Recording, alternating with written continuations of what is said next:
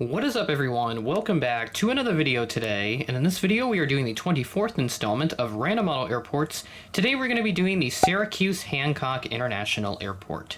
Special thanks goes to MSP Aviation and Syracuse Aviation, how wonderful, for suggesting this airport. If you do have any other suggestions for Random Model Airports, please leave them in the comments below. Also, some news that I want to get into before we get started with the update. I will be doing 2 Random Model Airport updates this month. If you've seen my Instagram post that I did for the monthly calendar for April 2022, I did list 2 Random Model Airport updates that I'll be doing this month. So next week from this video going out, there will be another Random Model Airport video coming out. So if you have any good suggestions to leave me, please leave them in the comments and I'll add you to the list. I got quite a large list, so if your suggestion doesn't make it right away, I do apologize. But there is quite the list that I have yet to get to, so hopefully I'll be getting to that list very, very soon. So yeah, Syracuse, kind of a medium-sized airport again. For Random Model Airports, nice to do another East Coast-ish airport. Not really on like the East Coast directly, but more of an East Coast state that it is in to be more specific. And yeah, not much else really to talk about the layout, but very nice double concourse layout, similar to airports like Tulsa have something like this as well, and some other airports that I can't really think of at the moment. I think maybe like Green Bay has something too, but I think it's on a much smaller scale. So yeah, without further ado, we're going to go ahead and hop into the update. We got Concourse A down here, and then Concourse B is up at the top. So I won't reference it as like A10 or whatever. I'll just reference just the gate numbers. So let's go ahead and get started. At gate number 1, we have the Southwest 737-700 in the Heart livery with blended winglets. This aircraft arrived in on a flight from Baltimore, Flight 503, at 5:54 p.m. ahead of a scheduled 6:10 p.m. arrival. Right next to that Southwest, at Gate 3, we have this JetBlue Airbus A320. I do see that JetBlue sends their Embraer 190s out to Syracuse every now and then. As obviously, as you can tell, I do not have a model of that. But I will be getting the Breeze Embraer 195 in very soon. I think by the time this video comes out, I'll just be a couple of days out from getting the Breeze and American Eagle models. So if you haven't, if you want to know why I don't have an unboxing of those models out just yet, it's because I will be getting those models on Easter Sunday. So the unboxing video will be coming out probably next Monday if everything goes to plan. So the models should be on the way by now. I'm starting to see people get the models in. I'm seeing the pictures of the Breeze and the American Eagle stuff. Looks pretty good. The Breeze has some slight QC issues that I'm not really fond of. Hopefully mine doesn't have anything too significant. But yeah. We'll be looking forward to seeing the Breeze, and yes, I'm aware Breeze will be starting service to Syracuse in, I think, June.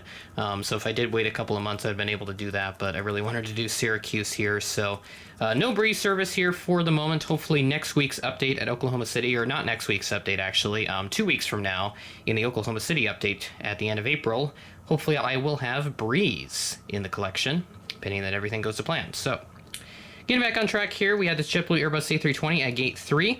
This aircraft arrived in on a service from Orlando International, Flight 656, at 2:41 p.m., a bit delayed from a 1:56 p.m. scheduled arrival. That is, I think, 45 minutes of a delay for this aircraft.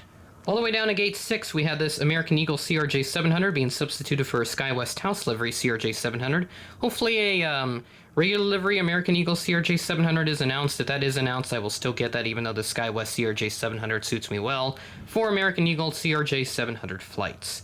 This aircraft arrived in on a service from Washington Reagan National, Flight 5065, at 11:11 a.m. ahead of a scheduled 11:16 a.m. arrival, and I believe the 500 Alpha Echo aircraft, I think those are PSA aircraft, I want to say. Might not be right on that, but I think that's what they are.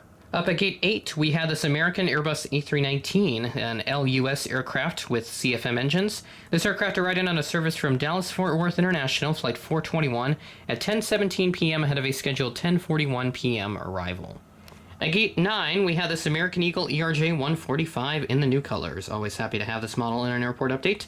This aircraft arrived in on a service from Philadelphia, Flight 6179, at 9:33 p.m. ahead of a scheduled 9:36 p.m. arrival.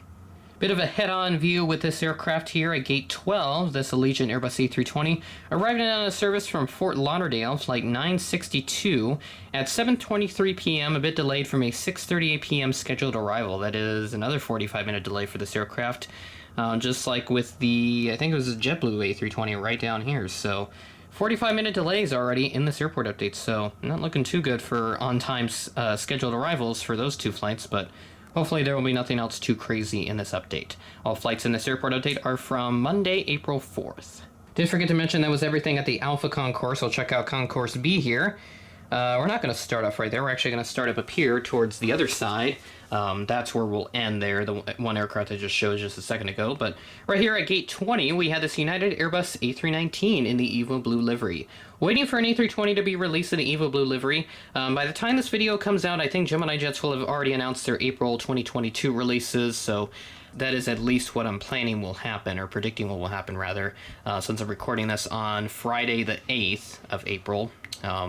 Kind of a bit of an interesting situation with that. I was supposed to watch a NASCAR race here tonight, but it looks like Mother Nature is not wanting those plans to go ahead as scheduled. So, bit of a rain delay here, so I'm just taking the time to record this video ahead of time. So, anyways, at gate 20, this United A319 arrived in on a flight from Washington Dulles, flight 2027 at 11:37 p.m. right on time. So to make up for the 45-minute delay for this aircraft and this aircraft, we do have a right-on-time arrival of 11:37 p.m. for this United A319, so good job, guys.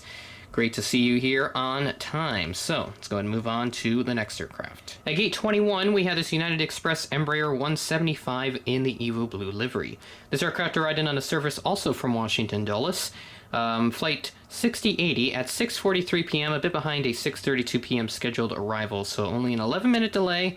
That's not as good as an on-time arrival, but that's still decent.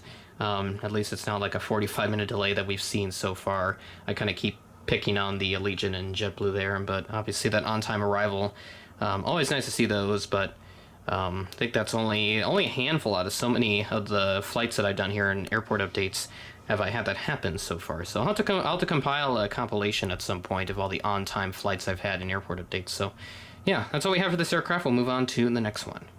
At gate 23, we have this Delta Connection CRJ 900. This aircraft arrived in on a service from New York LaGuardia, flight 4893 at 11:19 a.m. ahead of a scheduled 11:39 a.m. arrival. And this is a Endeavor Air operated flight. Delta Mainline is in the house here at gate 24 with this Delta A319, arriving on a service from Atlanta Hartsfield Jackson at 6:20 p.m. ahead of a scheduled 6:26 p.m. arrival. Registration November 369er, November Bravo. Last of the Delta aircraft here at the terminal. We got a total of 4 in this update. Got a nice little, actually no, 3. Getting confused by that one United Express aircraft right there, but nice little trio of Delta aircraft, 2 regional and 1 mainline here at Syracuse. So, sitting here at 25 is the Delta Connection CRJ 200, arriving in on a service from Detroit, flight 4695 at 8:20 a.m.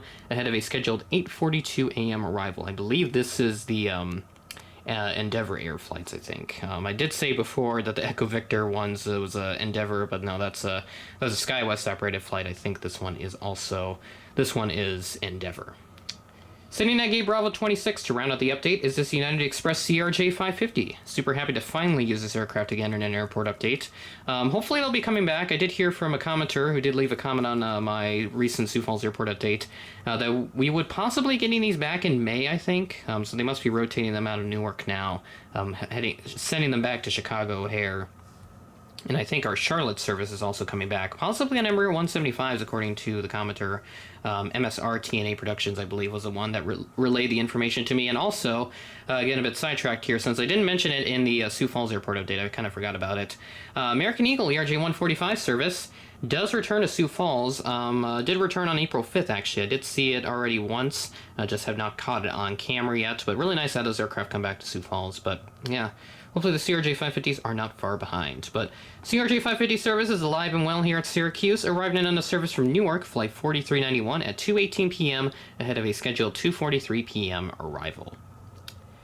And that'll do it here for Syracuse Hancock International Airport.